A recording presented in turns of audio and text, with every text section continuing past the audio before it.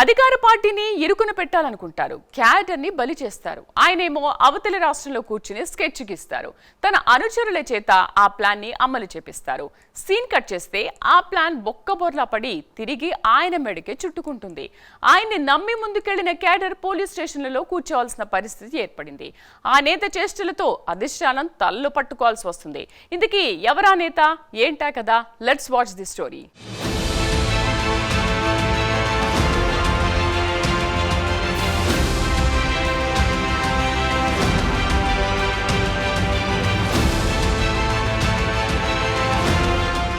అధికార టీడీపీ పార్టీని ఇరుకున పెట్టేందుకు మాజీ ఎమ్మెల్యే వేస్తున్న స్కెచ్ను తిరిగి ఆయన క్యాడర్ను బలి తీసుకుంటూ వస్తుంది.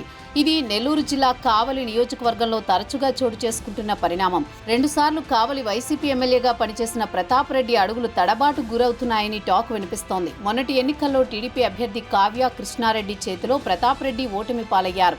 దీంతో పార్టీని చక్కబెట్టాలని నెలలో 15 రోజులు నియోజకవర్గంలో ఉంటూ అధికార పార్టీని ఇరుకున పెట్టాలని భావించిన ప్రతిసారి ఆయన బొక్కబోర్లా పడుతున్నారట.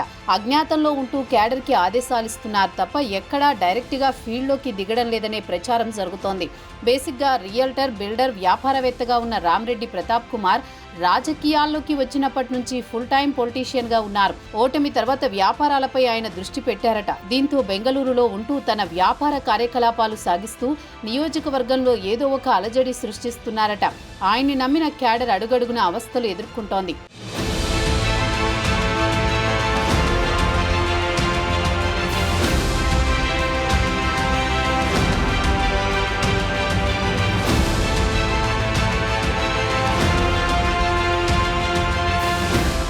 ఎక్కడో ఉంటూ ఆయన ఇచ్చే సూచనలు పాటిస్తున్న క్యాడర్ కొత్త కష్టాలను కొని తెచ్చుకుంటోంది.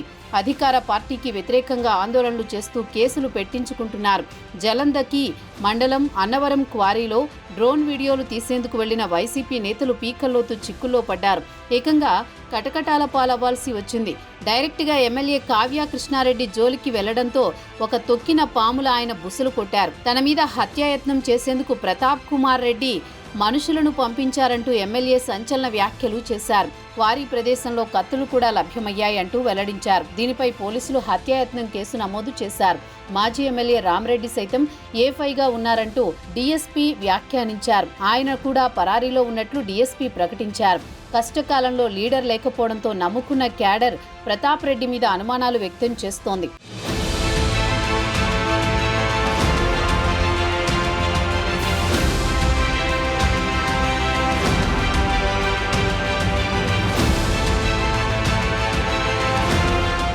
ఇదిలా ఉంటే కావలి నియోజకవర్గంలో వైసీపీ పార్టీ పరిస్థితి చూస్తే ముందు నుయ్యి వెనుక గొయ్యి అన్నట్లుగా తయారైంది.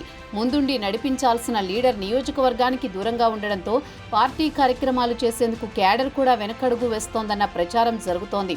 మాజీ ఎమ్మెల్యే వేసే ప్రతి ప్లాన్ ఫెయిల్ అవుతూ ఉండడంతో అధికార పార్టీ నుంచి కేసులు నమోదవుతున్నాయి. ఇప్పటికే పలువురు వైసీపీ నేతలు, కార్యకర్తలు కేసుల్లో ఇరుక్కున్నారు.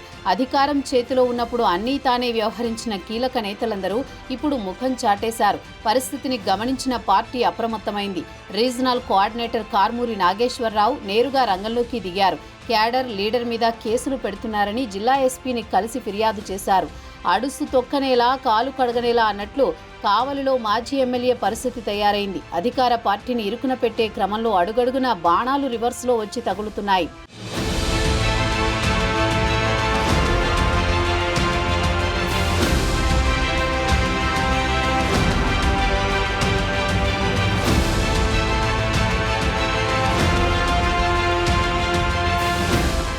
నిన్న మొన్న తుమ్మలపెంటలోని శిలాఫలకం విషయంలో కూడా అలాగే జరిగింది. వైసీపీ నేతలపై కేసులు నమోదు చేసి జైలుకు పంపారు. ఇక్కడ కూడా క్యాడర్ ఇవ్వలేదు, లీడర్ మాత్రం బెంగళూరు, హైదరాబాద్ అంటూ దూర ప్రాంతాల్లో ఉంటున్నారు. రోజు రోజుకి నియోజకవర్గంలో లీడర్పై నమ్మకాలు సన్నగిల్లుతున్నాయట. దీనిపై జిల్లా నాయకత్వం, అధినేత దృష్టి సారించే వరకు వెళ్ళింది. భవిష్యత్తులో ఈ నియోజకవర్గ పరిస్థితి ఎలా ఉంటుందో, పార్టీని ఎలా చక్కదిద్దుతారో అన్న సందేహాలు వ్యక్తమవుతున్నాయి. మాజీ ఎమ్మెల్యే ఫుల్ టైం పొలిటీషియన్గా మారతారా లేక ఎప్పటిలాగే పార్ట్ టైం పొలిటీషియన్గా అవుట్డేటెడ్ రాజకీయాలు చేస్తారా అనేది చూడాలి. ఇప్పటికే చాలా వరకు క్యాడర్ కేసుల్లో ఇరుక్కుని ఇబ్బందులు పడుతోంది. ఇరుకున పెట్టే ప్రయత్నం చేసి ఇరుక్కుపోతున్నారు. అధికార పక్షాన్ని ఇరుకున పెట్టాలంటే అనేక మార్గాలున్నాయి.